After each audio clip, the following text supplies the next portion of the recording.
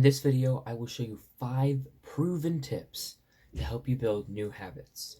These tips are essential to follow, and each one matters more than the last. So tip number 1 is do a 6 habit challenge. And to do this, you want to pick 6 habits. And then these habits are ones that you would like to have and that would benefit you. And your goal for the 6 habit challenge is to maintain at least 4 of those 6 habits for 21 days.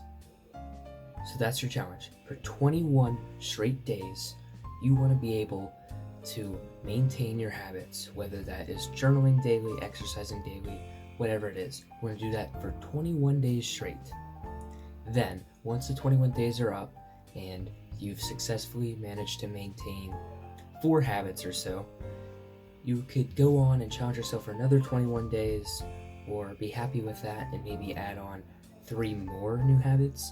But your base tip, the base tip that I will give you, is to start off with 6 habits that you would like to have. Work on them for 21 days with the other tips that will be mentioned throughout this video. And then, after those 21 days are up, you should have had a habit built, but it might depend on the habit. So keep working. The 21 days aren't the finish line. They're just a checkpoint saying that you're doing a really good job. So now that you have your 6 habits set, tip 2 is to reward yourself. Now, what does this mean? No, you're not going to overindulge in anything. And no, you're not going to do bad things because you did a good thing. That's not good. So rewarding yourself is there to add an extra bit of motivation for you to achieve your goal of maintaining these 6 habits, or however many that you actually got to in the 21 days.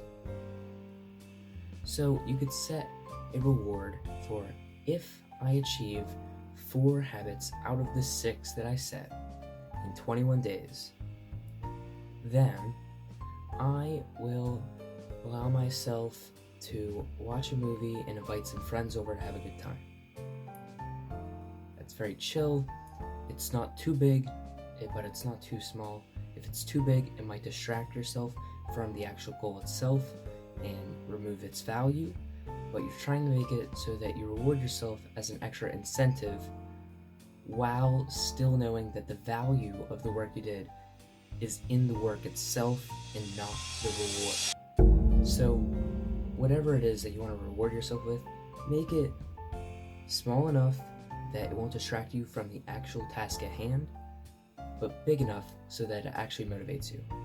And the actual reward itself can be differing depending on who you are, what you like to do, all of those variables. Now for tip 3, I know you probably have heard this a lot, but you want to stack your habits. Now despite you hearing this often, you probably don't know what this means. So let me explain to you as clearly as I can. To stack your habits is to take an already existing habit, which for most people could be getting up, brushing your teeth, simple things like after eating dinner, like any habit that you have can work for this. And then now you take that existing habit, and then immediately after you finished what you did, so eating dinner, brushing your teeth, whatever, you go do what you set out to do when you planned your original 6 habits. So after you eat dinner, you could do 20 push-ups, which can reach your goal of wanting to get a daily 100 push-ups as a habit. Now, whatever your habit is that you want to achieve, this will vary, but essentially you just want to take an already existing habit, something simple like brushing your teeth, getting up for bed, eating dinner, and then right after you execute that habit, you want to place your new one that is good and that you want to achieve. Stacking habits is a scientifically backed process that helps you achieve your goals easier. Now, tip 4 is to plan for any setbacks, which will happen. Anytime you're trying to achieve a goal of yours, there will almost always be a setback or an obstacle that gets in your way of achieving that thing. So, when you are trying to maintain daily habits or routines, this will happen. The best way to prepare for these is to plan it out in advance. So, I like to call these if-then plans. So, for example, if your goal is to go to the gym once a day, every single day, which is a normal goal that most people like to set for themselves.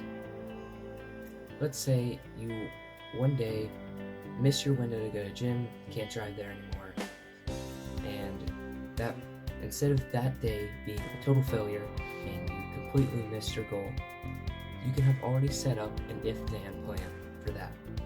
So for example, if I don't end up going to the gym that day, I will do a 15-minute circuit on YouTube in my living room.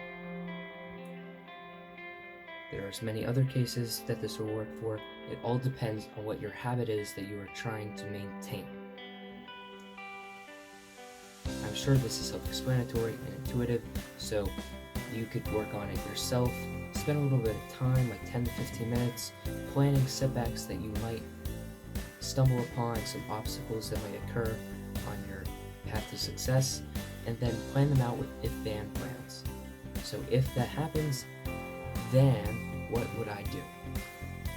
Now tip 5. This one is a bit more complicated. This is called the habit loop, which involves a cue, a routine, and then a reward. So we already have talked about the reward, which is tip 2. Then the routine is the actual habit itself, tip 1, and the cue is the most important part out of all of these, which was briefly covered with tip 3 on stacking your habits. But to get into the habit loop, you want to have a obvious cue that leads you to doing the routine, the habit itself. Cues could be something, for example, if you want to run daily, leave a pair of running shoes by your bed so you see them every morning when you wake up and it reminds you to run. But there are 5 different types of cues that you can have. This includes a location, so you enter a certain location like your living room, your kitchen, the outside, whatever it is, and that cues your habit. This could also be a time, like the morning, midday, 5 p.m., whatever it is. You could set a time that would be a cue for your routine. Then, you could also do an emotional state. So, for example, this could be if you're feeling sad, you do an action. If you're feeling joyful, you do an action, whatever. This especially works for journaling if you want to track when you're happy. So whenever you're happy, you go journal, whatever.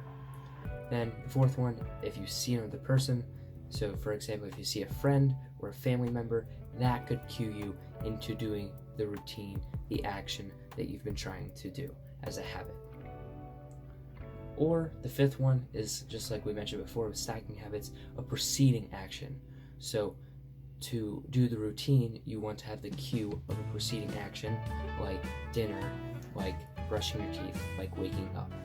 So these cues can vary and are different for everybody depending on what specifically your habit is. But you want to make your cue obvious and you want to make it specific.